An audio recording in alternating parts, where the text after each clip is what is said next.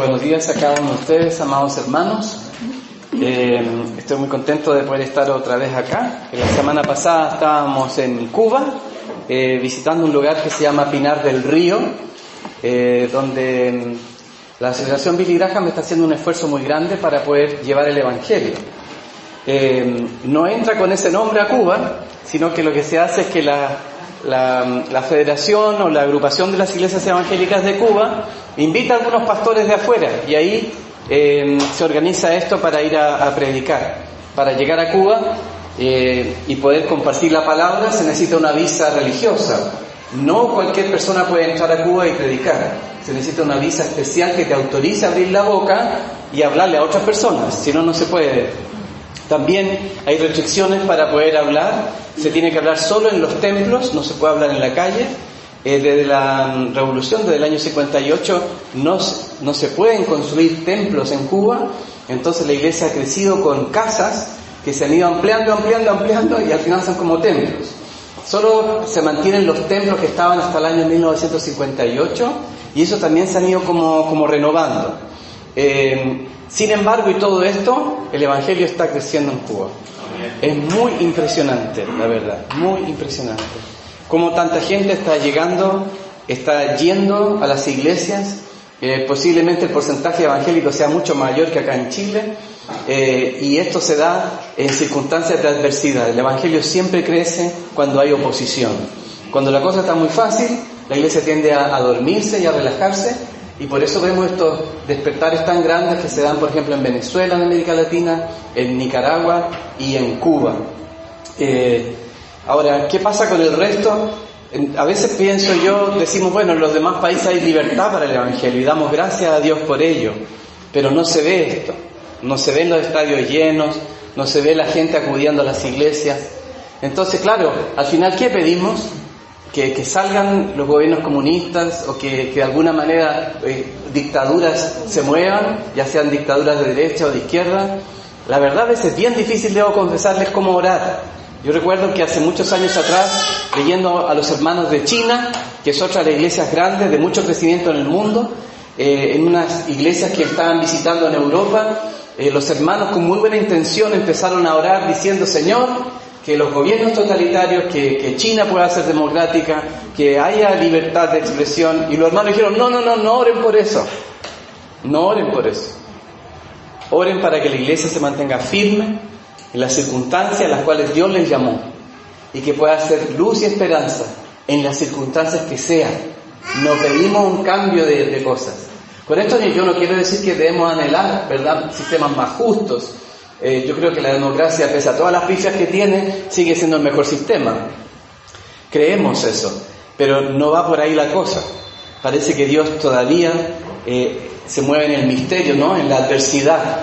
Y es allí donde nosotros tenemos también que unirnos con el Señor, que no importa el régimen en el cual nosotros vivamos, que la iglesia se mantenga firme en medio de las circunstancias. Entonces, bueno, es un breve reporte. Fuimos a un lugar que se llama Pinar del Río, un lugar muy bonito cerca de las montañas. Cuba es una isla muy grande. No sé si yo siempre pensaba que Cuba es una isla, pero una isla re larga, tiene más de 1000 kilómetros de largo. O sea, es muy grande y ancha también, y tiene zonas de cordillera, o sea, dentro de una isla. Entonces, dentro de la misma isla hay también diferentes tipos de clima, aunque en general es muy cálido, pero fuimos a un lugar donde es más alto. Muy lindo lugar, y uno pensaría, esto es como puro campo, no hay iglesias, y ahí teníamos 600 pastores que vinieron para que pudiéramos impartirles a ellos, y también más de 400 hijos de pastores que ellos vinieron para recibir ánimo y entusiasmo en la obra. Entonces, increíble, ¿no? Yo pensaba, ¿será posible en Viña del Mar juntar a 600 pastores? Cuando lo hemos intentado, hemos hecho intentos, lo máximo creo que hemos llegado a 40, 50 pastores. Cuesta mucho juntarnos, pese a todas las libertades que tenemos. Y es porque a veces hay competencia entre nosotros. Si no está uno de tal denominación adelante, no sale. Si no domina este otro grupo, ellos no vienen. Entonces, claro, Dios tiene que obrar todavía mucho en nuestro país. Y yo quisiera hoy día hablarles acerca de algo que está relacionado con lo que les estoy compartiendo, y es algo que Dios puso en mi corazón en este último tiempo y que tiene que ver con las maquinaciones del diablo. Una de las cosas que yo he aprendido en mi vida cristiana es que cuando tengo que ser más cuidadoso es cuando siento que me está yendo bien. Cuando veo que las cosas están como floreciendo, es donde tengo que tener más cuidado. Yo he aprendido eso. Y esto yo creo que se debe a que cuando uno ve que las cosas fluyen, uno tiende a relajarse. En los últimos 2 meses yo he vivido tiempos muy lindos. Por fin con los 4 hijos, hemos tenido tiempo juntos, los 4 leones, y viendo cómo el Señor está obrando en sus vidas, poder estar en el matrimonio de Benjamín, glorioso, ver a David en su búsqueda del Señor, viendo el despertar del Mati, viendo al Dan en su consolidación. Ha sido maravilloso, realmente yo comparto mi corazón con ustedes. También veo muchas bendiciones en montones de áreas de mi vida, pero también sé que es el tiempo más peligroso para mí. Porque es cuando siento que las cosas avanzan como en piloto automático, es cuando yo tengo que estar más alerta, con más cuidado. Ojo, cuando nosotros veamos que las cosas están como fluyendo, es donde tenemos que poner más cuidado. Nos reunimos hace unos 2 días atrás con el equipo pastoral y yo les decía, miren, la iglesia no tiene ruido en este rato, parece que estamos yendo súper bien, está como viento en popa la cosa. Entonces tenemos que orar más que nunca. Ahora es el momento en que tenemos que arrodillarnos y tener más cuidado, porque así como nosotros vemos que la iglesia está avanzando, el enemigo también está avanzando. Y así como creemos que viene un tsunami de gente para la iglesia, para esta iglesia en particular, pero para muchas iglesias cristianas, también va a haber mucha oposición. Y aquí es donde nosotros tenemos que mantenernos firmes, hermanos. Ese culto en que estamos en el fondo hoy día comenzando marzo, y uno puede decir estamos arrancando, no, ya hemos arrancado antes, estamos orando desde antes. Que no nos pille el año pensando de que tenemos un super programa con un montón de actividades y muchas cosas que hacer, pero si Dios no está en esto, hermanos, y si el enemigo, no sabemos con claridad lo que el enemigo está haciendo, tenemos que tener mucho cuidado y arrepentirnos en este momento si estamos confiados. Me encantaría que podamos terminar este año y que nos mantengamos firmes en la fe, que digamos, me mantuve fiel a mi esposa, que no he adulterado, que no encontré otra mujer en medio del camino. Me encantaría que podamos terminar el año y decir, he sido íntegro en mis finanzas, he guardado lo que Dios ha puesto bajo mi cuidado, no he tomado dinero ajeno, me he mantenido íntegro en el tema financiero. Y también he guardado mi corazón de decir, ¿saben? He tratado de mantenerme humilde, no he caído en la trampa del orgullo, he buscado al Señor de rodillas y quiero mantenerme así. Hermanos, yo oro para que así avancemos este año. Que no haya divorcios, que no haya quiebres. Pero hermano, entonces, ¿cómo lo hacemos para avanzar?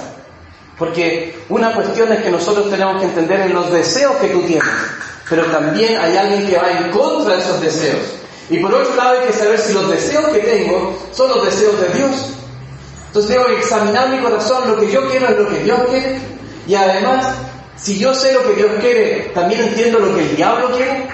Porque saben, hermanos, si nosotros ignoramos las maquinaciones del diablo, no es que van a desaparecer. Esa es la política del avestruz. Yo puedo hoy día declarar, ¿verdad?, y decretar que estamos protegidos, pero hermanos, tienen que levantar espada. Tenemos que ponernos alerta. Tenemos que ser entendidos de lo que Dios está haciendo, entendidos de nuestro tiempo, entendidos de tu tiempo particular, individual, y también el tiempo que vivimos como iglesia. Son 2 cosas diferentes, pero tú tienes que ser entendido. ¿Cuál es tu tiempo como individuo? ¿En qué momento te encuentras en tu fe? ¿Qué es lo que Dios está demandando para ti en estos días? ¿Qué es lo que Dios está poniendo en tu corazón? ¿Estás siendo obediente? ¿Estás siendo consecuente con lo que Dios te está pidiendo? ¿O estás durmiendo, relajado? Recuerdo el otro día estábamos hablando con algunos de la iglesia que hablaban de un sermón de John Piper, un teólogo, un pastor reformado, y él tiene algo que se llama la crítica a la cultura norteamericana, ¿no? De ellos siempre quieren aspirar a cuando jubilen, tener una casita en la playa y estar ahí como viejito, ¿verdad? Caminar en la playa, recoger conchitas, y eso para ellos es la vida, es como el final. Y él dice, si para esto el Señor ha muerto, Si Cristo tuvo que morir, tuvo que entregar su vida, tuvo que darlo todo, renunciar a su deidad, pagar por mis pecados para que yo termine recogiendo conchitas en la playa, entonces no hemos entendido nada. Porque saben, igual de peligroso que los regímenes comunistas, el capitalismo tiene esa otra cosa, perversa, igual de perversa, solo que con otra cara nada más. Pero la autosatisfacción, hermanos, ¿qué están pensando ustedes? ¿Qué es lo que hay en tu corazón hoy día? ¿Estás juntando las moneditas para tu jubilación? ¿O estamos viendo el propósito de Dios para nuestra vida? ¿Estamos entendiendo la edad que yo tengo ahora y lo que eso significa para mí en este minuto? Tomármelo en serio.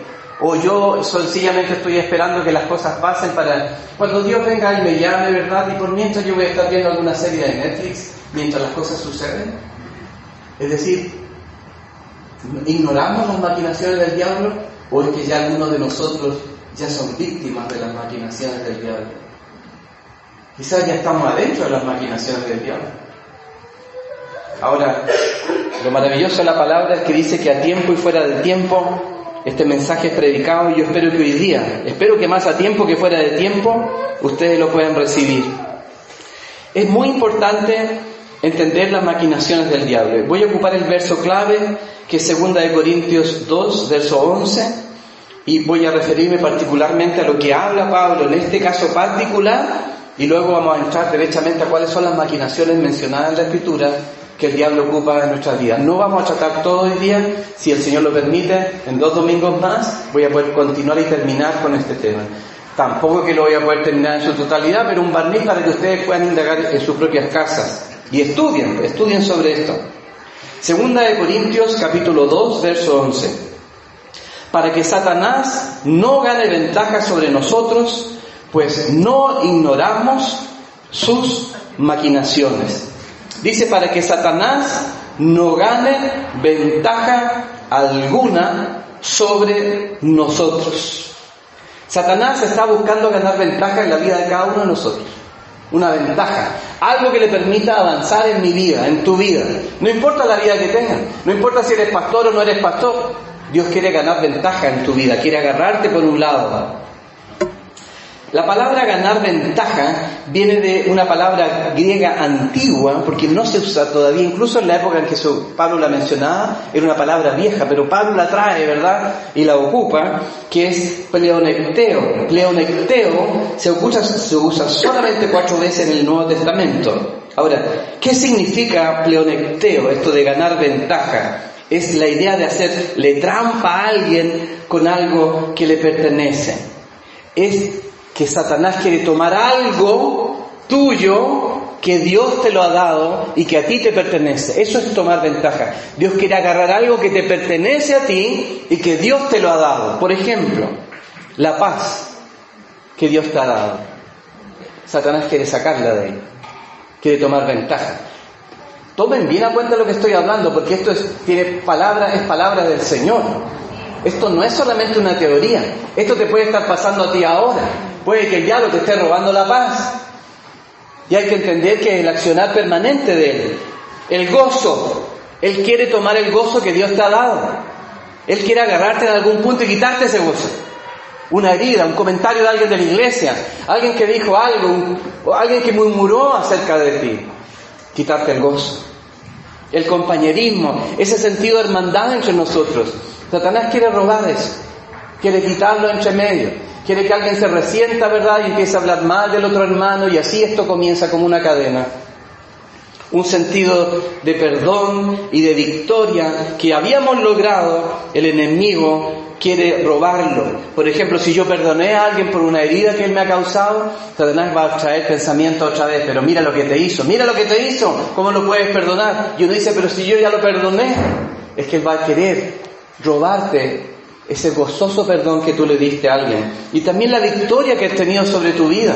¿Cuántas personas en la iglesia vienen y logran un gran avance en su fe? Y logran vencer las adicciones, la pornografía, el alcohol, las drogas. Vienen a esta iglesia, pero de repente caen y el enemigo quiere otra vez traerlos y los agarra nuevamente. Eso es tomar ventaja. Esa es la palabra que ocupa el apóstol Pablo en pleonecteo. Ahora Pablo dice, no ignoramos sus maquinaciones. Eso es glorioso. Eso a mí me dice que yo también puedo, como Pablo, decir, no, yo no ignoro las maquinaciones del diablo. Yo sé lo que el diablo tiene. Yo sé lo que el diablo está haciendo hoy día. Yo sé dónde él me quiere hacer caer. Satanás está obrando y está queriendo hacer algo. La palabra maquinación tiene que ver con una estrategia del diablo. Una estrategia.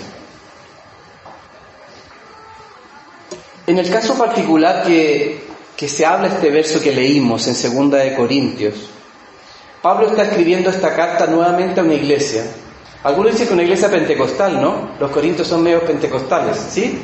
¿Ustedes han leído alguna vez un poco acerca de esa iglesia llena de dones, llena de manifestaciones, pero muchos problemas en el carácter? Se parece un poco a las iglesias pentecostales, ¿no? Aleluya, gloria a Dios, pero también a veces como que le falta carácter, le falta esa firmeza, esa solidez. Después vamos a hablar de lo otro también. Nosotros obviamente estamos al medio, ¿no, hermanos? Nosotros estamos justo en la mitad. Bueno, esta iglesia pentecostal, ¿verdad?, había tenido un caso muy terrible de un hermano que se acostaba con su madrastra. Lean 1 de Corintios. Y es un escándalo, es un escándalo. Y Pablo le escribe una carta muy dura a la iglesia. 1 de Corintios, una carta muy dura. Incluso dice que este hermano debe ser puesto en disciplina y más allá dice debe ser entregado a Satanás. O sea, le lanza la primera carta de Pablo a los Corintios, una carta muy severa, muy dura, que le llegó muy fuerte a los corintios. Algunos ni siquiera lo entendieron bien. Ahora, ¿cuál es el peligro y cuál es la artimaña del diablo en este caso? Por un lado, la estrategia del diablo fue llevar a ese hombre que era de una iglesia cristiana, poner en su corazón el deseo de acostarse con su madrastra, incesto. O sea, ahí partió la maquinación. También la maquinación en esa mujer, que acepta el cuento. Acabamos de ver con mi señora estos días una película británica, en realidad que habla sobre Irlanda del Norte, y que habla de la historia real y verídica de una pareja que se encontró en una iglesia bautista. De hecho, la película habla claramente de eso. Él era líder de la alabanza y le echó el ojo a una de las hermanitas. Y la hermana le echó el ojo a él también porque él era muy carismático, un hombre muy, en el fondo, muy atractivo por su forma cristiana de ser. Resulta que ambos estaban casados. Ella tenía un historial. Después, cuando uno empieza a estudiar el caso, el hombre tenía problemas desde niño con el tema de la pornografía y su cuestión con las mujeres. El cuento es que los dos inician un adulterio. Le estoy contando la película, no la van a ver así que no importa. Claro, no es spoiler. Entonces, pero es basado en la realidad. Si ustedes lo ven, nosotros vimos el caso completo después, es totalmente así fue. Entonces este hombre se acuesta con esta mujer, que era una mujer muy respetable. Él también era un hombre muy respetable, dentista, conocedor de la palabra, una familia súper bonita, con 4 niños. Una esposa que lo amaba, situación económica muy buena, muy respetado en la comunidad donde él estaba. Pero ahí empezó esta relación con esta mujer, de la iglesia, ambos. El cuento es que son descubiertos. Alguien de la iglesia los vio, son descubiertos. El pastor, muy interesante el pastor, los confronta, ¿verdad? Y los lleva al arrepentimiento.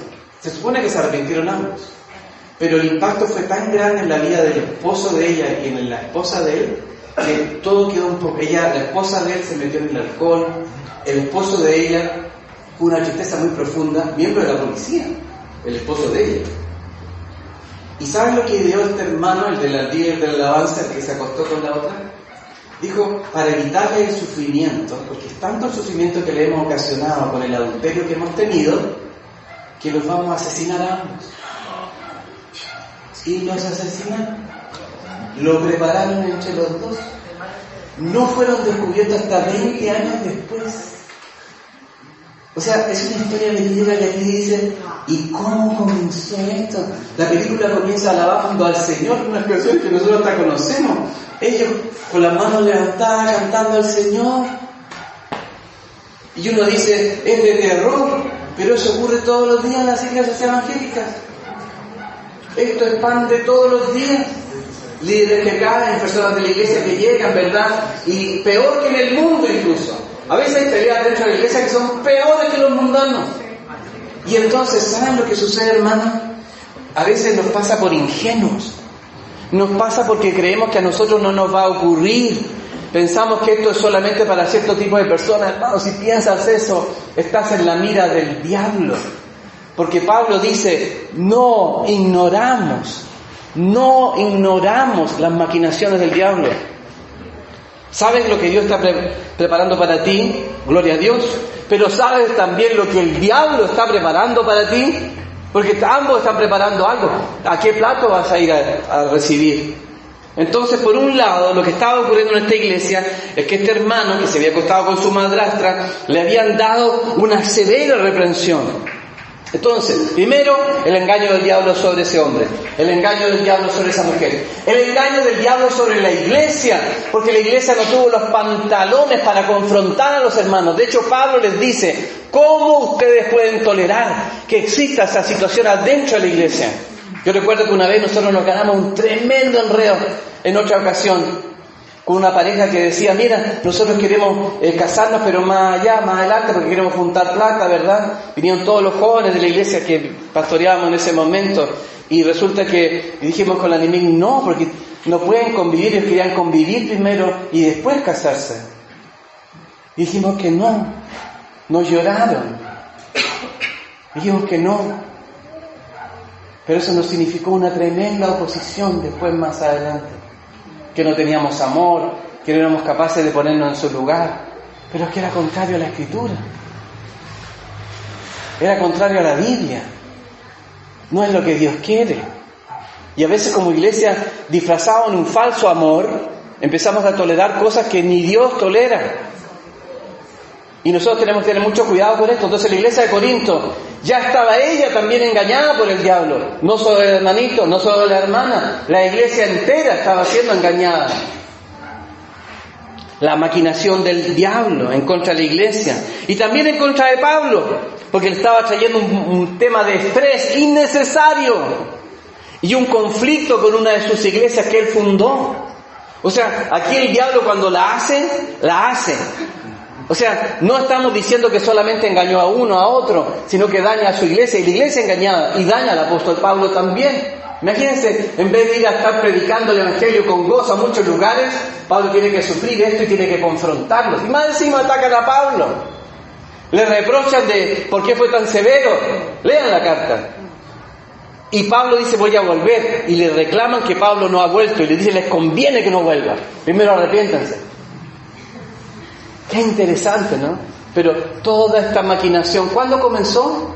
Comenzó con un pensamiento en la vida de ese hombre, en la vida de esa mujer. Comenzó cuando el compadre estaba con la alabanza y ellos se cruzaron la mirada. Ahí comenzó. Comenzó cuando se instaló un pensamiento. Calvino definió las maquinaciones como las ingeniosas artimañas y trucos de los cuales los creyentes deben estar alertas, y que lo estarán si se permiten que el Espíritu de Dios gobierne sobre ellos. Son esas ingeniosas artimañas y trucos del diablo. Ahora, ¿están permitiendo ustedes que el Espíritu Santo les muestre? ¿Le piden al Espíritu Santo, muéstrame dónde yo puedo estar engañado? Señor, muéstrame dónde yo puedo estar engañado. Porque a veces, hermanos, somos re buenos para ver los conflictos de los demás. Yo veo que está hermanito con la hermanita de allá, empezamos a... Pero tu corazón, ¿logras ver dónde tú estás siendo engañado? ¿Qué punto débil el diablo está tratando de explotar en tu vida? Hermanos, díganme, no les pido que me digan cuál, pero ustedes saben cuál es su punto débil. ¿Saben dónde son? ¿Saben dónde el enemigo les va a dar o no? Muchas veces sí, pero la verdad que siempre sorprende, porque es como que me estudia más a mí de lo que yo misma sé que soy. Así es. Nos cuesta a veces definirlo porque en el fondo el diablo nos conoce tan bien. Ahora, nosotros como iglesia que estamos comenzando este año, y como decía Nimique, miren, se vienen montones de cosas, tenemos hartas cosas que hacer. Gloria a Dios por eso. Si es que Dios quiere que las hagamos. Ahora, podemos tener una estrategia como iglesia de alcance. Mira, nosotros tenemos un programa, queremos hacer cosas. Está bien, gloria a Dios por ello. Pero eso no basta. Tenemos que estar atentos a las estrategias del diablo. Ahora es cuando más fuerte nos va a dar. Cuando más manifestación del Espíritu haya en nuestra iglesia, va a haber más oposición del diablo. Mientras más sanidades haya en medio nuestro, va a haber más oposición del diablo. Mientras más gente se arrepienta en esta congregación, va a haber más oposición del diablo. Mientras hagamos más bautismos verdaderos, va a haber más oposición del diablo. Ahora, las maquinaciones son estos trucos. El diablo normalmente no ataca directo. Va por los costados. Eso es la maquinación. Es una artimaña. No ignoramos estas artimañas del diablo. Estas artimañas significa que el diablo normalmente no nos da directo. La mayoría de las veces él va por el costado. Si imagínense que nos atacara directamente el diablo. Que llegáramos a la casa y viéramos al diablo ahí y nos dijera, te voy a atacar de esta manera. ¿Ustedes creen que lo va a hacer así? A veces nosotros pensamos que esto es como para las películas de terror, que el diablo actúa, ¿verdad? Y que lo hace, ¿no? Que él puede aparecerse como un espectro, ¿verdad? En la noche y moverla. Ya sí, yo sé que sí, puede ser así. Hemos visto el obrar del diablo. Yo he visto al diablo obrar de esas maneras tan siniestras, sí. Pero la mayoría de las veces no lo hace así. La mayoría de las veces se viste como ángel de luz y parece que él está funcionando. Nos pone un pensamiento y creemos que somos nosotros, pero es el diablo que ya empezó a trabajar. Por eso tenemos que estar con humildad, siempre sujetos a Dios y decir, Señor, examíname y ve si hay algo pervertido en mi corazón. Ve si hay algo que se está desviando, Señor. No quiero moverme por el aplauso, no quiero moverme porque me va bien, no quiero moverme porque las cosas están fluyendo. Señor, yo no confío en nada de eso, confío en ti. No confío en que la ola está en alto, no confío en que el Espíritu se está moviendo, no confío en Jesús. Mi confianza debe estar puesta en Él, no en lo que yo veo, no en las circunstancias.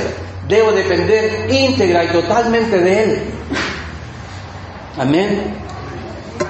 Los pentecostales dirían amén. Gloria a Dios. Ahora, ¿cuáles son las maneras en que el diablo va a estar obrando?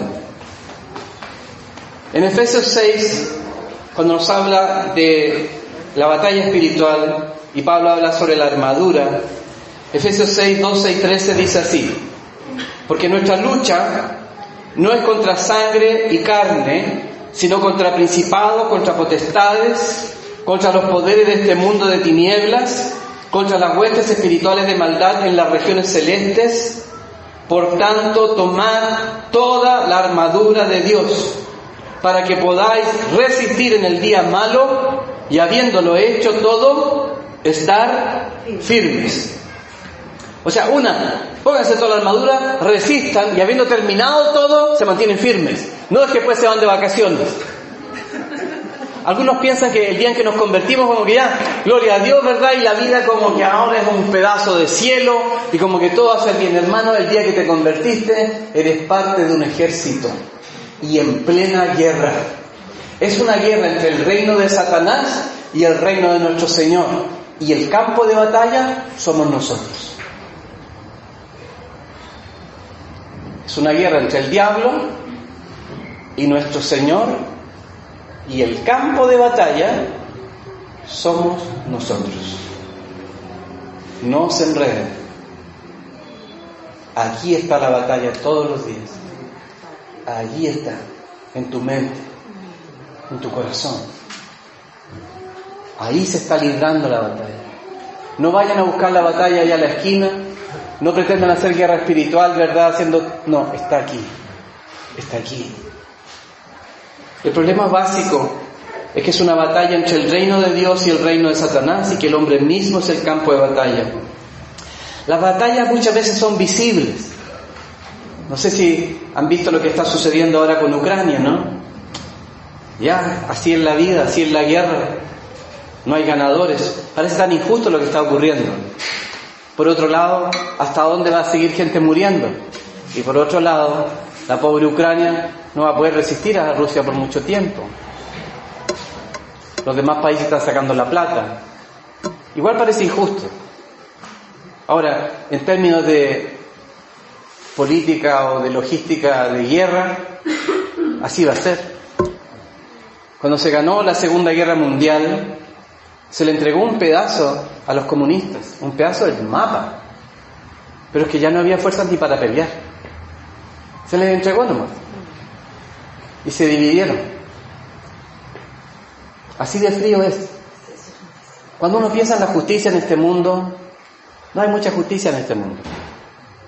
Pero esas guerras, o la guerra que nosotros vemos, por ejemplo, de Israel, yo a veces pienso, ¿cómo ese país que tiene el sistema de inteligencia más desarrollado del planeta?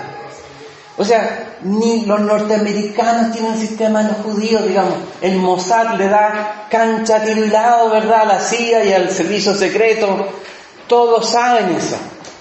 Pero ¿cómo es que el 7 de octubre nadie supo? Estaban bailando, estaban adorando a otros dioses, y así los atraparon, con todos los sistemas que tienen, con toda la inteligencia, con todos los recursos, con todo lo que poseen.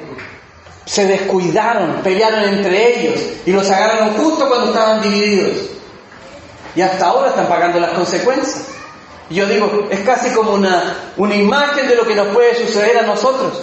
También nosotros podemos relajarnos, también nosotros podemos empezar a bailar y como que no está sucediendo la cosa.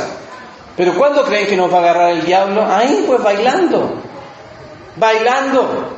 haciendo el trencito, nos pilló. Por eso, hermanos, yo pensaba mientras venía manejando para acá, esta cuestión es vivir la vida alerta todo el tiempo. Cuando dice la Escritura, estad alertas y velad. Las últimas palabras de Cristo, velen, manténganse alerta. Ahora, ¿uno puede disfrutar de muchas cosas estando alerta? Sí, la verdad es que sí. Uno puede vivir una vida con amigos, podemos ver una película juntos, gloria a Dios, y podemos tener comunión, pero siempre alertas. Siempre alertas. Claro, yo puedo disfrutar de estar con la familia, gozando de un asado rico, claro que sí, muy lindo. Pero siempre alerta. Nunca bajando a la guardia. Mi pastor me dijo un día, Waldo, tú te vas a hacer el cajón, vas a entrar a ese cajón y vas a entrar con la espada desenvainada. Tú te vas a ir y te vas a despedir de este mundo con la espada desenvainada. No existe tal cosa como el retiro, la jubilación. Pastor Guillermo jubiló, dice ahí de la iglesia, pero le tenemos más pega ahora acá. No existe tal cosa como la jubilación en el reino de Dios. Y la batalla no termina porque tú has terminado algo. Yo doy tanta gloria a Dios por los testimonios que nos está dejando el pastor Guillermo con la hermana Mónica. A mí me deja mucho testimonio, ¿eh? Yo lo agarro, pero lo agarro entero. El que ella haya podido terminar su carrera como pastor en una denominación y terminar bien, para mí es un ejemplo tremendo. Es muy raro, es un caso raro. Gloria a Dios por ese caso raro. Y ahora viene más encima y tiene 50 años de matrimonio. ¡Wow! Esas son cosas muy altas. Gloria a Dios por ese testimonio.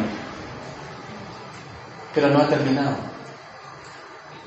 La guerra no ha terminado. Seguimos todavía.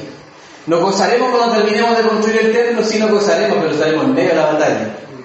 En medio de la batalla. ¿Cuándo se va a volver más cruenta? Cuando querramos terminarlo. Hermanos, no ignoremos las maquinaciones del diablo. Tú no ignores las maquinaciones del diablo. Vemos las guerras que suceden, ¿no? Lo de Rusia, Ucrania, de Israel ahora. Pero ustedes ven las tensiones interiores de la gente. ¿Ven cómo está sufriendo la gente? Los temores en la vida de las personas. Mucha gente está atrapada, llena de miedo. Eso también es parte de la guerra. Los problemas de gente con enfermedades mentales. ¿Estamos orando por ellos? La mayoría de las enfermedades mentales, según casi todos los teólogos, la mayoría, algunos hablan de 80, otros de 90% de las enfermedades mentales que los psiquiatras y médicos, ¿verdad?, decretan como un diagnóstico de una enfermedad mental, de acuerdo a la Escritura, ellos están siendo víctimas del ataque del diablo. ¿Nosotros lo vemos así también? ¿O estamos llenándonos de pastillas porque eso es lo que hace la gente, lo que hace el mundo? ¿Estamos orando por los enfermos mentales, los que llaman enfermos mentales, cuando podrían estar a un paso de la liberación? ¿Estamos haciendo algo al respecto? Pensaba esta mañana la cantidad de niños y jóvenes que hoy día se están suicidando en Chile. ¿Estamos haciendo algo sobre eso? Y siguen haciéndolo, y sigue ocurriendo. Hay enfermedades que afligen hoy, y quizás no son con tantas luces como la guerra, pero son guerras que están ocurriendo hoy. Las luchas en la familia. ¿Cuántas luchas hay en nuestras familias? Padres contra hijos, esposos que están luchando entre ellos. Son batallas que se están dando hoy día. Y en las iglesias, hermanos, ¿cuánta división hay en las iglesias? ¿Cuánta lucha interna? Y ni siquiera yo hablo de otras iglesias, hasta en nuestra propia iglesia. ¿Estamos nosotros teniendo un corazón dócil a Dios? ¿O de repente yo también quiero empezar con esas cuestiones de empezar que yo soy parte de ese bando o parte de los que critican? Hermano, somos parte de un reino. Tenemos un solo Señor, el Señor Jesucristo. ¿Qué tal si todos obedecemos a Él en vez de andar leseando entre nosotros, peleándonos entre nosotros? Que tenemos un solo Señor. Busquemos a Dios con una conciencia limpia, buscando a Dios en santidad y en obediencia a nuestro Señor, en humildad. Ese es nuestro triunfo, nuestras conciencias, que estamos honrando a Dios con nuestra vida. Piensen en su posición como cristianos. Algunos creen que ser cristiano es porque ahora soy libre. Dice, libre soy, ¿verdad? Pero ¿libre para qué? ¿Libre para hacer lo que nos da la gana? Hermano, el que hace eso no entiende el Evangelio, no ha nacido de nuevo. Por sus frutos los conoceréis, eso dice la Biblia. Si alguno de ustedes tiene otro evangelio, ese evangelio no viene de parte de Dios. El evangelio está lleno de nuevos mandamientos. Hay gente que dice, ya no tengo ningún mandamiento. Hermano, no has leído la Biblia. Lee todas las cartas del apóstol Pablo, las indicaciones constantes para los matrimonios, los hijos, los gobiernos, las iglesias. Hermanos, somos libres ahora, pero para el bien. Esa es la diferencia. Antes éramos libres para hacer el mal. Ahora somos por fin libres para hacer el bien, para escoger. Ahora, es interesante que cuando se entrena a un soldado para la guerra, uno de los aspectos fundamentales es conocer al ejército enemigo. Antes de empezar a conocer nuestras armas, de nuestra milicia, porque algunos somos como niños, ¿no? Vamos ahí, vamos a ponernos la armadura. Yo recuerdo cuando estábamos con nuestros 4 niños chicos, hicimos algunas veces, tengo videos de eso, en que hicimos armadura, espada de madera, ahí estaban los 4 con casco, y todos ahí diciendo tenemos la armadura de Cristo, y lo tenemos filmado, se lo hacíamos en la casa, en nuestro tiempo de familia, enseñándoles que había una guerra, pero en realidad más parecía un desfile, más parecía una celebración. La guerra es cruel, la guerra es terrible, hermano. La guerra es triste, la guerra es muy difícil, tiene costos gigantes. Si nosotros pensamos que nuestra guerra espiritual es menos violenta que la que se experimenta en el mundo, es que no conocemos quién es nuestro enemigo. El diablo es cruel.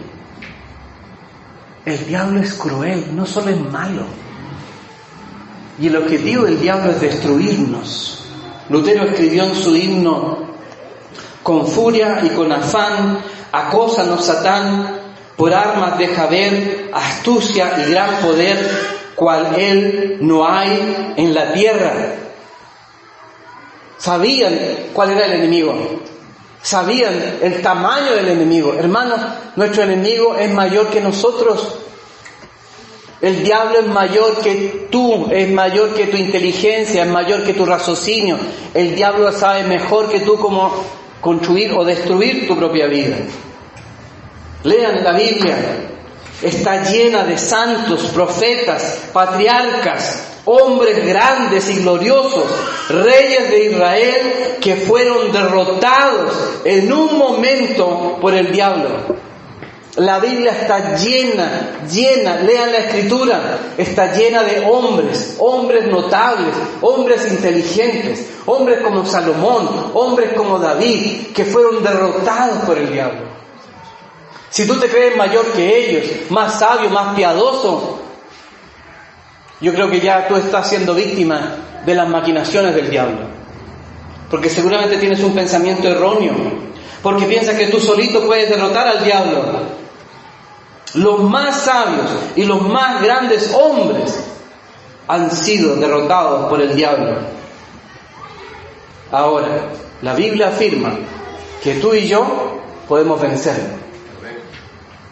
Aquí está lo raro de todo esto. Gloria a Dios, hermanos, por esto. Porque nuestro enemigo es más grande que nosotros. Es más inteligente, es más astuto, es más sabio. Tiene mejores estrategias, tiene mejores armas. Pero aún así, le podemos vencer. Santiago, en el capítulo 4, verso 7, dice: resistid al diablo y huirá de vosotros. Resistid al diablo. Piensen en eso. ¿Se puede resistir al diablo? ¿Y qué va a hacer el diablo? Huirá de nosotros. ¿Pero cómo? Cuando aprendas como Pablo a conocer las estrategias del diablo. Ahora, la pregunta entonces es: ¿cuál es la estrategia general del diablo? ¿Cómo planea él hacer esto mi destrucción? ¿Cómo es que mantiene al mundo en cautiverio y en indefensión? Hay uno que solamente ha derrotado al diablo en vida y en muerte: Jesucristo el Señor. Jesucristo supo cómo derrotarlo en su vida y en su muerte y en su resurrección. Jesucristo lo ha derrotado. Jesucristo sabe cómo. Jesucristo conoce los puntos débiles del enemigo y Él nos ofrece su victoria. El Señor es quien lo ha derrotado. Ahora, Jesucristo dijo lo siguiente del diablo, Juan 8:44. Él ha sido homicida desde el principio y no ha permanecido en la verdad. Y aquí Jesús nos dio dos cosas de las maquinaciones del diablo. Pongan atención, porque si logran agarrar esto, van a agarrar el sermón. Juan 8:44. Él ha sido homicida desde el principio. ¿Cuál es la estrategia del diablo? El diablo te quiere matar. ¿Logran verlo? El diablo te quiere matar. No ponga la palabra destruir porque quizás no la entienden. El diablo te quiere matar. Eso es lo que él quiere hacer, que quiere hacer conmigo. Él se levanta todos los días y no es que quiere hacerme la vida imposible. Él quiere destruirme, matarme. Entonces, ¿cuál es la estrategia del diablo? Matarte. Tómenselo en serio entonces, pues. Si esto no es como el laser game. Nosotros tenemos una cuestión que se llama laser game. ¿Han jugado alguna vez paintball?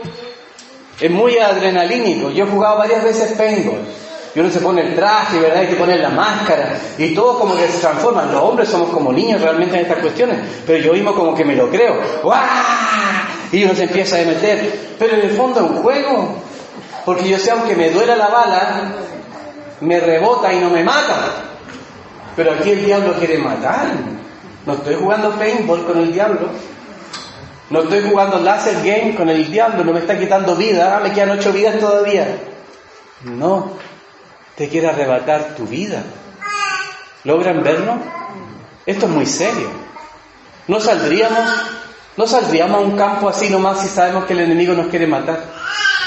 No saldríamos nomás así a una guerra si nos explican después, y resulta que no es paintball, las balas que tienen son verdaderas. ¿Saldríamos tan campeones? ¿Saldríamos gritando? ¿Saldríamos haciendo eso? ¿Cuántos de nosotros haríamos un hoyo, una zanja y nos esconderíamos ahí? Esto es serio, hermano. Entonces, Jesús dijo, Él ha sido homicida desde el principio. ¿A qué principio se refiere? Con Adán y Eva, ahí comenzó todo. Ahí Él ocupó sus artimañas, su engaño. Y aquí da la respuesta a la segunda cosa del enemigo. Y no ha permanecido en la verdad. ¿Cuál es la táctica del diablo? Mentir. ¿Cuál es el arma del diablo? La mentira. ¿Cuál es el objetivo del diablo? Matarte. ¿Y cuál es la manera que lo va a lograr? Mintiéndote. ¿Y cómo nosotros exponemos la mentira? ¿Cómo se expone la mentira? Con la verdad. ¿Y la verdad qué hace? Nos hace libres. La victoria está en la verdad. Cristo es la verdad. ¿Recuerdan a nuestro Señor cuando fue llevado por el Espíritu Santo al desierto y aparece el diablo y le empieza a sacar varios versículos de la Escritura? Si el diablo es muy astuto. Cuando ese hermano que estaba en la alabanza miró al ojito a la otra hermana, oraban juntos. Él le fue a enseñar guitarra a la hermana. ¿Y qué cantaban? Canciones cristianas. No cantaban a Luis Miguel, no cantaban a Taylor Swift, si saben cantar inglés. Es decir, partió como tan tierno, ¿no? Hermanos, no ignoremos las maquinaciones del diablo. El diablo te quiere matar a ti, tiene tu nombre. Pongan su nombre en el listado del diablo. Si ustedes se creen que están fuera de esa lista, es que están súper engañados. Entonces tomamos en serio este cuento. Jesús dijo, es homicida desde el principio. Y segundo, no hay verdad en él. La táctica del diablo y cómo podemos distinguirlo es porque la verdad no está en él, aunque disfraza la verdad.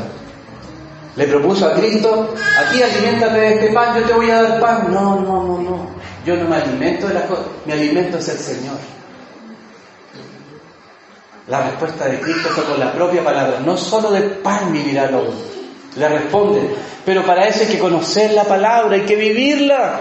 Algunos dicen, ya yo voy a ser igual que el diablo, pero ¿se sabe algún versículo de memoria aunque sea? Porque cuando llegue el diablo, tú no le vayas a poder decir, mira, yo sé que en el Nuevo Testamento en algún lugar aparece algo que a ti te va a hacer daño. O sea, ¿ven el nivel del ejército que tenemos? O sea, ¿cómo vamos a enfrentar al diablo si ni siquiera conocemos la verdad? Tenemos que invertir tiempo en la verdad, hermano, y nadie te va a reemplazar. Es que yo cada domingo vengo y escucho el sermón. Hermano, es una pincelada. Tú tienes que tomar tu propia arma. La Biblia es la espada del creyente. Amén. Pero no puedes pensar que es la Biblia como el libro. No puedes pensar que esto en sí mismo es el libro. ¿Cómo puedes ser tan engañado? Hay algunos evangélicos que ponen la Biblia en la entrada de su casa. Y yo digo, está bien, pero espero que no crean que eso detiene al diablo. Espero que no crean que eso detiene al diablo. Yo recuerdo el profesor de escuela dominical, mi profesor de escuela dominical cuando yo era niño decía que cuando veía a Barnabás Collins en la noche, sombras tenebrosas para los que son bien viejos, en blanco y negro, y él decía que esa noche que veía a Barnabás Collins tomaba la Biblia y se la ponía aquí, así dormía esa noche, y él contaba eso. Y decía, wow, pero ¿será esa forma en la cual Dios nos está llamando a entrar a esta batalla? ¿Conocen la Biblia, hermanos? ¿Pueden citar la Escritura? ¿Saben dónde se encuentran los mensajes de la palabra del Señor? ¿Sabes dónde la Escritura habla acerca de tus debilidades, por ejemplo? ¿Sabes cómo enfrentar al diablo cuando él aparezca con la misma tentación de siempre porque él sabe dónde darte? ¿Cómo le vas a responder? ¿Lo sabemos? ¿O estamos todavía jugando a la guerra? La estrategia del diablo es matar. 1. La táctica, la mentira. Quiero que puedan ver conmigo un diagrama, no sé si al final lo pusieron. Lo tomé de un libro muy interesante, Victoria sobre la oscuridad, que estoy leyendo ahí. Algunos de ustedes también les he pedido que lo lean. Dios tiene para nosotros un plan A, pero el enemigo tiene un plan B. Y va a tratar de sacarnos de ese plan A, que son los propósitos eternos de Dios para tu vida, y va a querer sacarte de ahí. El plan A es el plan de nuestro Señor cuando nos rescató, cuando nos convertimos, cuando recibimos a Jesús en nuestro corazón, cuando hemos renunciado a ser nosotros los que mandan y hemos dicho, Señor, ahora tú eres el capitán de mi vida, yo te sigo a ti, yo te obedezco a ti. Cuando yo acepto la muerte de Cristo, que su sangre me ha limpiado de todos mis pecados, y yo tengo una vida ahora justificada por Cristo, y está siendo santificada, y tengo un destino eterno gracias a Jesús, cuando yo soy parte del pueblo de Dios, no es que se acabó la guerra, es que ahora yo he tomado posición en la guerra. La anterior, ¿dónde estábamos todos? En el plan B, ahí estábamos todos. La humanidad va por acá, haciendo las cosas de su mente, las cosas de su entendimiento, los sentimientos de su corazón. Pero Dios ha establecido un plan A para nosotros, un plan que es sobrehumano. Isaías 55:9 dice: porque como los cielos son más altos que la tierra, así mis caminos son más altos que vuestros caminos, y mis pensamientos más que vuestros pensamientos. Entonces, ¿cómo podemos conocer el plan A? ¿Cómo podemos conocer lo que Dios tiene para nosotros? No es posible con el entendimiento. Y no quiero decir con esto que Dios no sea razonable, pero no podemos usar nuestra razón para entender a Dios, porque nuestra razón es limitada. Yo tengo cierta capacidad nomás.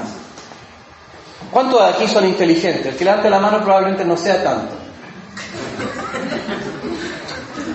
A algunos de nosotros Dios nos ha dado cierta inteligencia, ¿verdad? Yo sé cuando otro compadre es más inteligente que yo, lo capto al tiro. Sé cuando son más inteligentes que yo. Sé cuando tiene más virtudes que yo. Lo sé. El diablo tiene mucho más que eso. Entonces, ¿cómo yo voy a poder enfrentar al enemigo si no es con los pensamientos de Dios? Y la pregunta del millón es: ¿cómo yo puedo conocer los pensamientos de Dios si mi mente es limitada? Por la revelación. Por la revelación. Dios tiene que revelar sus pensamientos a tu vida. Entonces, ¿cómo yo voy a renovar mi mente y mi pensamiento? Con la palabra del Señor. Pero no solo leyendo como loro. Por eso, hermanos, amados, hermanos míos, tomen la palabra de Dios con tanto cuidado, con tanto respeto, con tanta solemnidad cuando vayamos a ella. No se vuelvan religiosos con esto, pero ¿vamos a la Escritura en el temor de Dios o vamos con arrogancia? Porque hay que ir, hermanos, de rodillas a la palabra y que esta palabra haga algo en nuestros corazones. Estoy memorizando el Salmo 115. Qué bueno es memorizar, hermanos. Yo cuando fui a Cuba siempre le digo: Señor, háblame. Lo único que me dijo Dios: memoriza. Memoriza la Escritura. ¡Pum! Y en eso ando ahora. Salmo 115.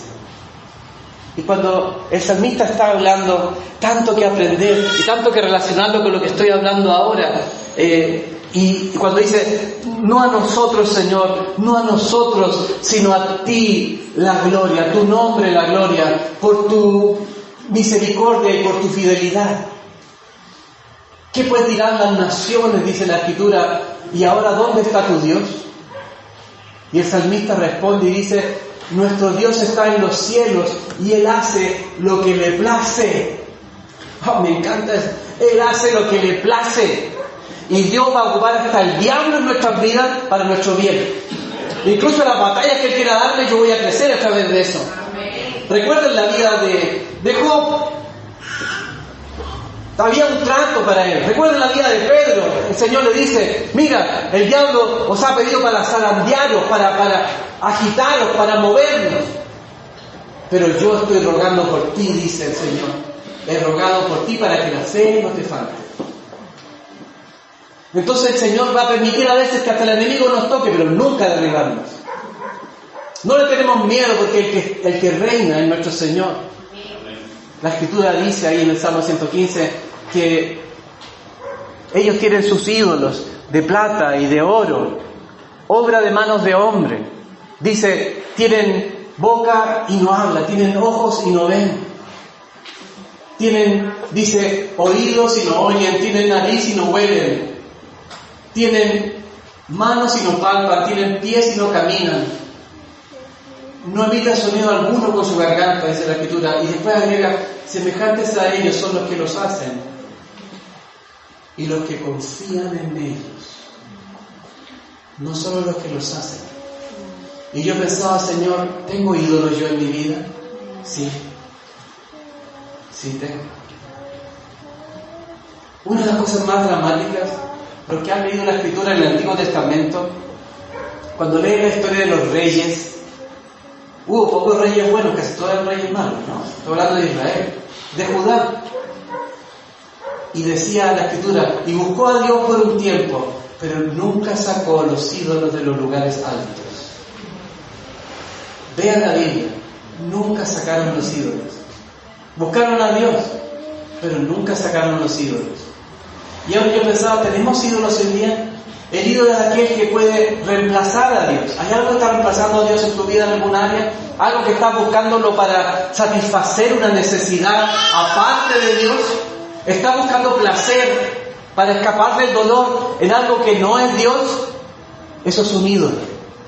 Y dice la Escritura, semejante a los ídolos se vuelven aquellos que confían en Dios. ¿Han visto ustedes los efectos de una droga que se llama el fentanilo, que está ahora desgraciadamente muy de moda a partir de los Estados Unidos? Es una cosa terrible. Ya está en Chile, ya están consumiéndolo. Terminan como zombies. De hecho se le llama la droga de los zombies. Terminan así como brutos en la calle comiendo basura, ¿verdad? Gente que era inteligente, gente que tenía, que no pensó que podía llegar a ese nivel. Y cuando yo lo veo, pues yo no voy a estar ahí. No lo sé. Si yo permito algo en mi corazón, un ídolo, que de repente se implante, algo que quiera reemplazar a Dios. Por ejemplo, si llego a la casa y tengo muchos problemas, mucho estrés, y de repente quiero tomar un poco de alcohol para quitar esa ansiedad, ¿no es el alcohol un ídolo? ¿No es tu medicamento para los nervios, puede llegar a ser un ídolo también? Algo que te permite enfrentar la vida. ¿No es la pornografía un ídolo? Algo que me permite placer inmediato ahora, pero una terrible consecuencia después. ¿No son ídolos esas cosas? ¿No idolatramos el dinero en sí mismo? No, pero lo que el dinero puede proveernos. ¿No idolatramos las posiciones? ¿No idolatramos tener un buen nombre, que mi nombre sea más conocido? ¿No idolatramos? Entonces, hermanos, yo me pregunto, ¿ignoramos realmente las maquinaciones del diablo? ¿No será que el diablo ya está instalado? No podemos conocer los pensamientos de Dios por medio del razonamiento humano, pero sí por medio de su revelación. Si tú tomas el camino B, es el camino de tu habilidad personal, de tu razonamiento, de tu lógica, de lo que tú puedes obtener con tus propios recursos. Mientras más tiempo gastes en uno de estos dos caminos, es donde al final vas a terminar. Yo he visto gente que ha sido llamada por Dios para vivir una vida tremenda. Han sido llamados por Dios para ser pastores, misioneros, gente que Dios les llamó para hacer grandes cosas para Él. Pero ahí quedaron. Porque le creyeron más al enemigo que lo que Dios les había dicho. Cerraron su corazón a la posibilidad y empezaron a permitir cosas en su vida producto de la desconfianza de Dios. Por ejemplo, dice la Escritura que el matrimonio es para toda la vida. Plan A. Pero resulta que a veces uno discute con la esposa o con el esposo. Discutimos. Y entonces uno dice, pucha, quizás esta cosa no va a durar. Quizás esto se va a quebrar. Porque tanto discutir, tanto enfrentarnos cada día, y se mete el pensamiento, quizás esto no dure. Quizás esto se acabe. Y entonces, ¿qué hace la mujer? Se va a conseguir un trabajo, como el hombre es el que provee, ella se consigue un trabajo por si acaso. Por si acaso él se va, y ella empieza entonces a tomar decisiones en su propia lógica. ¿Por qué? Porque permitió el pensamiento. Porque acuñó la idea. Y eso le va a tomar decisiones posteriores. Las ideas no son abstractas, nos llevan a acción. Uno empieza un pensamiento. Algo que se incubó en mi cabeza.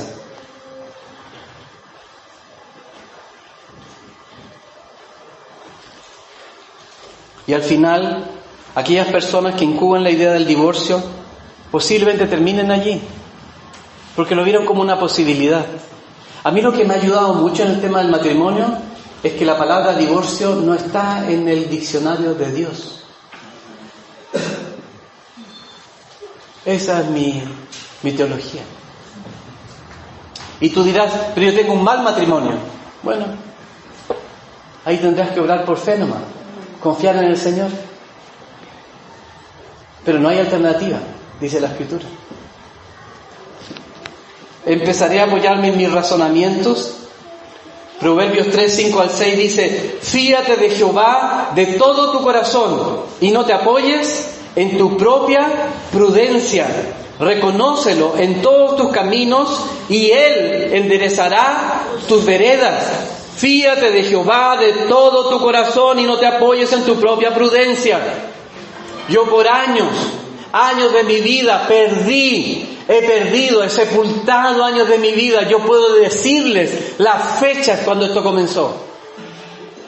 Por mi arrogancia, por creerme más inteligente. Joven, recuerdo, líder de la iglesia, estudiante de Derecho de la Universidad de Chile.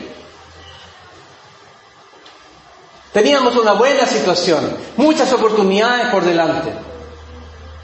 Pero se incubó algo en mi corazón. Se incubó algo. Que yo era lo suficientemente inteligente. Incluso pensé cómo uno adapta las cosas, ¿no? Que esta inteligencia como me la dio Dios debe estar bien. Y la Biblia dice, no te fíes en tu propia prudencia. No te fíes en tu inteligencia. Duda de ti mismo, no dudes del Señor. Confía en Él. Ya ni les cuento lo que significó para mí. Destrucción y casi mi muerte. Mi muerte física, la muerte de mi alma. Perder el gozo. Lo que hace el diablo trae destrucción, depresión, tristeza.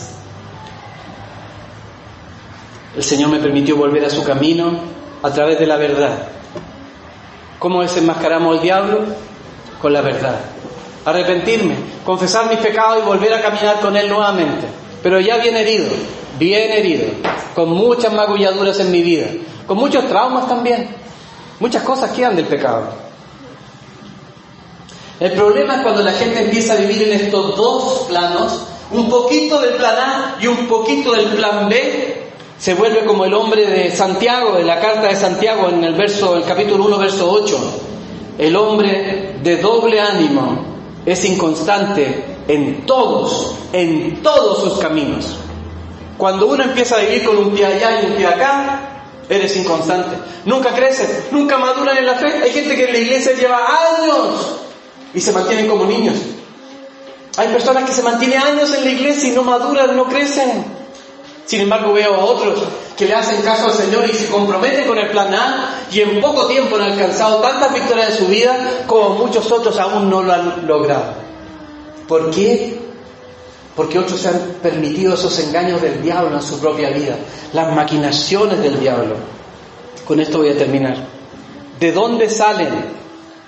¿De dónde salen todos esos pensamientos que nos hacen salir del plan del Señor y meternos en un plan personal? Tiene dos fuentes. Número uno, la carne. Y segundo, el diablo mismo. Todo tiene como fuente el diablo, por si acaso. Pero está de manera indirecta a través de la carne y de manera directa a través del mismo. ¿Qué es la carne? La parte de nuestra vida que ha sido entrenada para vivir independiente de Dios. Hemos sido entrenados desde niños para vivir independientes de Dios. ¿Cómo? Por ejemplo, si tu padre tenía problemas de alcohol y llegaba a la casa borracho, ¿eso condicionó la vida de los niños que estaban allí? ¿O piensan que no? Claro que sí. Le voy a poner un ejemplo. 3 hermanos. El mayor de ellos era el más fuerte. Entonces cuando el padre llegaba borracho a la casa y lo confrontaba, ya era grande, y le decía, tócame. Así advertía al hijo mayor. Enfrentó así a su padre. El del medio, menor, no tan fuerte, más pequeño, ¿qué es lo que hacía? Como era no tan fuerte como su hermano mayor, negociaba con el padre. Papá, ¿estás bien? ¿Por qué llegaste borracho así? ¿Te puedo ayudar en algo? ¿Quieres que yo te ayude en algo? Tratando como de negociar. Eso es carne, es una manera de sobrevivir, ¿me entienden? El mayor con la fuerza, el segundo por la negociación y el más chiquito, lo que hacía, se escondía. Llegaba el padre y se encerraba en algún armario. ¿Cómo creen que van a enfrentar esos 3 hombres, esas 3 personas, en el futuro, los problemas que la vida les depara? ¿Cómo va a enfrentar el mayor cuando venga un problema, una tribulación a su vida? Enfrentándolo con violencia, hablando más fuerte, aplastando más todavía. golpeando más fuerte. ¿Cómo hará el segundo? Negociar. Son aquellos que son negociadores, que aprendieron en la vida a sobrevivir, ¿verdad?, tratando de lograr acuerdos permanentes. ¿Y cómo lo hará el menor cuando ya sea un adulto? Se va a esconder. Se va a esconder. La carne es la forma en que nosotros hemos sido entrenados por la vida que nos tocó, la vida que te tocó a ti y la vida que me tocó a mí. Todos tenemos un entrenamiento. No fue quizás querido, pero lo hemos hecho para sobrevivir. Eso es la carne, la manera en cómo yo enfrento mi vida. Ahora, cuando nos convertimos, no se nos borró el cerebro, ¿se dieron cuenta? Cuando ustedes recibieron a Cristo, fue como, no sé, como esas películas ahí de Men in Black, como sea, cuando tenía una cosita una luz que le quitaba, ¿verdad?, y quedaba en cero. ¿Será así con el Señor cuando nosotros nos convertimos? Que de repente, me convertí ya, ni siquiera sé cómo se llaman mis padres, no sé lo que pasó hace 7 años, nada, no, te acuerdas exactamente lo que pasó. Entonces, cuando nos convertimos, tenemos un espíritu vivo en nosotros, pero la misma carne sigue ahí todavía, está obrando. Que persiste en vivir, son esos costumbres y hábitos que persisten en vivir independiente de Dios. Y la segunda fuente, la hemos mencionado, es Satanás y sus demonios, que van a tratar de poner sus pensamientos en nosotros. Segunda de Corintios 10, del 3 al 5. Pues aunque andamos en la carne, no luchamos según la carne, porque las armas de nuestra contienda no son carnales, sino poderosas en Dios para la destrucción de fortalezas. Recuerden esta palabra, para la destrucción de fortalezas, destruyendo especulaciones y todo razonamiento altivo que se levanta contra el conocimiento de Dios, y poniendo todo pensamiento en cautiverio a la obediencia de Cristo. ¿Cómo vamos a combatir al diablo? Enfrentando nuestras fortalezas. Ustedes y yo tenemos fortalezas en nuestra mente, en nuestro corazón. Fueron levantadas por la vida que les tocó vivir. Fueron pobres, fueron más bien ricos, tuvieron oportunidades, tuvieron ninguna oportunidad. Tus padres te abandonaron, tus padres estuvieron presentes, tus padres se divorciaron. La vida que les tocó los formó. Y eso ha generado en ti fortalezas, como en mi propia vida. Y es ahí donde tenemos que dar la batalla. Ahora, estas fortalezas pueden haber llegado de 2 fuentes. ¿Me siguen todavía? Hay 2 fuentes para que se establezca una fortaleza en tu vida. Estamos diciendo de cómo vamos a enfrentar esta batalla, primero que nada descubriendo, ¿hay una fortaleza en mi vida que yo tengo, producto de cómo yo fui formado? Hay 2 tipos. Una que se conoce como la breve, las que son de circunstancias específicas, hechos particulares que te han ocurrido en la vida. Y segundo, son los eventos predominantes, las cosas que por largos años tú has vivido. Por ejemplo, breve, cosas breves que te han sucedido en la vida. Por ejemplo, situaciones particulares que viviste, un verano muy lindo en la playa, y ahí conociste a una chica y por primera vez diste un beso. Supongamos, eso es un evento particular. Abriste tu corazón al evento, a la idea. Bueno, encuentros personales eventuales. Alguien o algún amigo que alguna vez durante 1 año o 2 años te marcó poderosamente por su forma de ser. Libros que leíste, los libros que leyeron. Eso ha provocado un impacto en sus vidas, como en mi vida. Los buenos libros y los malos libros. Los que no han leído, bueno, no sé qué decir. No sé si al final eso ha sido bueno. Menos mal que no leí de alguno. Pero bueno, lo que hemos leído ha afectado poderosamente nuestras vidas. Yo recuerdo siendo adolescente, a mis 15 años me leí El Quijote de la Mancha, pero no el resumen. No ese que se tradujo al español latino. No. Me leí la versión original, en tapa de cuero, más larga que la Biblia. No sé por qué lo hice, pero me encantó al final.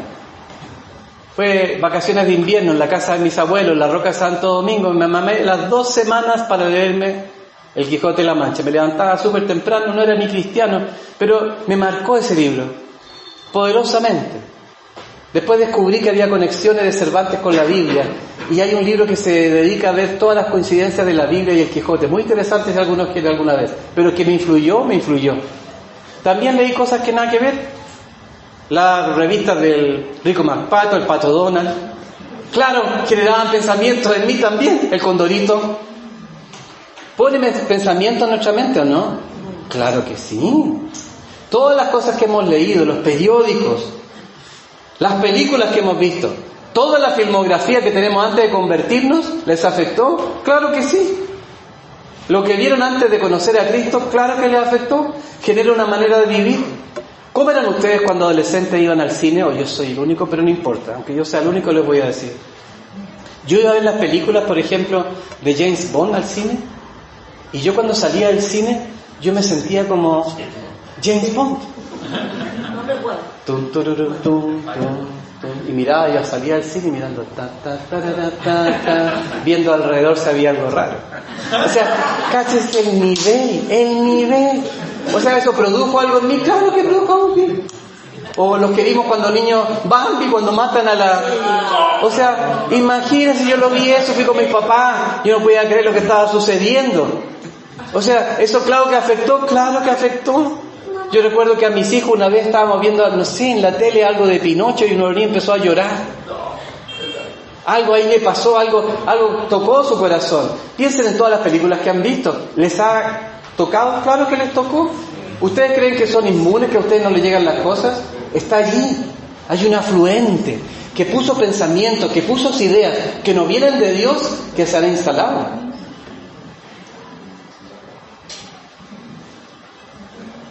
La música que escuchaban. ¿O ustedes creen que los que tocaban así la música rock, no, si a mí no me pasaba nada? Claro que les pasaba. Yo tenía amigos que estaban metidos en la cuestión del rock. Muchos terminaron muy mal. Claro que afectan. O ese ruido tan potente. O Iron Maiden a ti no te ocasionaba nada. Claro, yo diré también, yo no estaba en ese grupo. Yo soy de la onda más limpia, ¿no? De, no sé, pues Queen o tal vez de otros grupos. O más soft todavía como ABBA, ¿no? Claro. Pero las letras, ¿alguna vez han puesto atención a las letras que uno canta? Menos mal que no sabía inglés yo cuando era más joven, porque las tonteras. O sea, yo cuando lo veo y dije, ¿cómo yo podía bailar esta cuestión? O sea, dice cosas terribles. Ahora dirán, no, a mí no me afecta, pero te afectó el entorno, las creencias que eso asociaba. La música es muy poderosa, por si acaso. Todo eso está en tu disco duro. Tú no eres la excepción, por si acaso. Las experiencias traumáticas que vivieron, un accidente de tránsito, la muerte de gente a tu alrededor, claro que marca muy fuerte. Yo todavía recuerdo una señora que cayó en la esquina de nuestra casa, iba con una botella, cayó sobre esa botella. Cuando llegaba la ambulancia, los vecinos saliendo a ayudarla, eso me marcó profundamente. Cada vez que yo ando con una botella en la calle, ¿verdad? ¿Qué es lo que ustedes creen que pasa por mi cabeza? Cuando ando con un envase de vidrio y camino por la calle, o algo que sea de vidrio, un jarro, ¿sabe lo que a mí se me viene a la mente? Lo que yo vi esa vez. Me condiciona. Es muy poderosa la vida que ustedes y yo traemos. Ahora, esas son las cosas momentáneas de la vida, pero las predominantes. La segunda forma de influencia del mundo en nosotros, de la carne, son las experiencias de largo plazo. Por ejemplo, tu familia. ¿Tu familia es algo de largo plazo? Sí, lo es. Los dolores que has vivido ahí, generalmente de largo plazo. Yo tengo dolores de largo plazo. Que me han marcado, sí. Yo por años lo negué. Yo recuerdo cuando alguien quería tocar el tema, yo decía, no, porque eso ya está muerto, yo ya perdoné. Eso con Cristo ya no va. Pero tenía consecuencias. Me costó muy caro darme cuenta con los años que sí tuvo consecuencias en mi corazón, en mi manera de actuar, en mi manera de ser. Los dolores que uno vive allí. Cosas muy lindas también. Pero lo que marca son sobre todo los dolores. Las amistades que tuvieron, los amigos. ¿No se equivocaban los abuelos y los padres cuando decían, mira con quién andas? Y te diré quién eres. ¿A usted alguna vez le dijeron eso? Claro, uno le decía cuando chico eso. Y no tenía mucho error, la verdad, porque nos empezamos a aparecer con nuestros padres. Los buenos y malos compañeros, los vecinos, los maestros, los profesores que tuvieron. ¿Marcaron su vida? Claro que sí, su manera de pensar. Y también la gente con la cual ustedes trabajaron. Cuando nosotros conocemos a Cristo, nuestros pecados son perdonados, pero la carne sigue todavía actuando. Voy a terminar aquí porque la verdad, hermano, yo tengo esto muy fuerte en mi corazón. Lo tengo muy fuerte. Yo quisiera estar hablando todo el día de esto, pero entiendo que quizá el enemigo ya está orando en algunos de ustedes, produciendo sueño. Yo creo que esto es algo muy serio, muy, muy serio. Y entonces yo pienso, si yo soy como una especie de bomba del tiempo, porque así lo veo, si Dios me sacó para llevarme para un camino glorioso de fe y obediencia, así se llama este camino, fe y obediencia, fe en la revelación de Dios, en lo que Dios ha dicho que es verdad, yo le creo a Él, no importa lo que el mundo me diga, es porque Él lo dijo, es verdad, y por eso lo creo. Y mi vida se deposita en Él. Cuando nosotros dejamos nuestra vida para ser como misioneros, recién titulados y trabajando como abogados, yo recuerdo que mi padre, mis amigos me decían, Waldo, pero trabaja un poco tiempo más, gana un poco más de plata primero y después ándate. Pero yo tenía la palabra de Dios sobre mi vida. ¿Era lógico dejar eso? En términos humanos, no. Estábamos dejando la ciudad de Santiago en esos años como 3 millones de personas. Íbamos a ir a un pueblito en medio de la selva con 12.000 personas. ¿Tiene lógica eso? No, pues parece que uno podría ser de mucho más influencia en una ciudad grande. Incluso con el dinero que tú puedes generar, ¿no les parece lógico que podríamos haber ayudado a muchos pobres, a mucha gente con mi sueldo, haber hecho quizás alguna obra extraordinaria? ¿No les parece lógico? ¿No les parece razonable? A mí sí, pero no es la verdad. Lo que Dios dice es la verdad. Yo te quiero a ti y te quiero allá. Y allá vamos. Fe y obediencia. Cuando he transitado ese camino, no siempre lo he transitado, es cuando he visto la gloria de Dios. Y tú también tienes ese camino. Fe y obediencia. No solo fe y obediencia. Este otro camino es el de nuestros impulsos. Cuando empiezo a dudar de Dios y empiezo a confiar, no, mejor voy a ahorrar, mejor voy a hacer esto que está acá, voy a tomar estas decisiones. Te mueves en el temor, porque dudas de Dios y empiezas a construir un camino paralelo. Este camino de acá está contaminado con todas las experiencias que traemos de atrás, con todas esas inseguridades, con todos esos temores que están implantados, que vienen en tu chip al momento de acercarte a Cristo, todavía están allí. Pero ¿cómo podemos ser lavados de todo eso? Por medio de su palabra, por medio de la verdad. Mientras más tiempo pasemos con la verdad, en la palabra, en la oración, en la comunión con otros cristianos, seremos lavados de nuestra vana manera de vivir. De todas esas convicciones falsas el Señor las sacará. Ni siquiera hemos hablado el día de la obra del diablo, de las maquinaciones del diablo. Pero yo quiero hacer algo antes que nos vayamos. Y sé que ha sido largo, y perdón que lo sea, pero yo le decía a mi Señor el día de la mañana, ¿estás contento con lo que vas a predicar? No lo sé, pero sé que es lo que Dios quiere. Así que voy a hacer lo que Dios quiere, no. Y esa es la convicción. Manténganse alerta. No se relajen.